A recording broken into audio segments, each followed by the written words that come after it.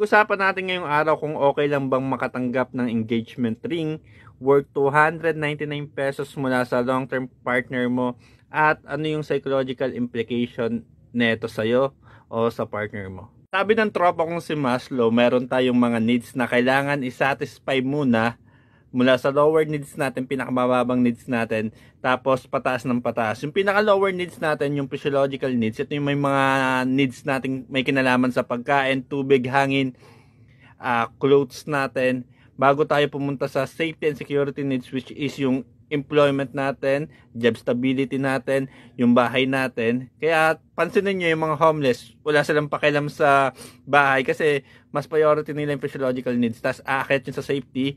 Tapos pagka may safety needs ka na, may stable job ka na, may bahay ka na, doon man papasok yung love and belonging. Kung magpo-propose ka or makikipag-engage ka sa partner mo, tapos lack pa yung safety needs mo, yung kasi 299 lang yung engagement ring, we presume na hindi pa satisfied yung safety and security needs. Kaya medyo off siya kung gusto mo na makapag-engage tapos ganun lang yung price. Pero hindi naman doon nasusukat yung pagmamahal.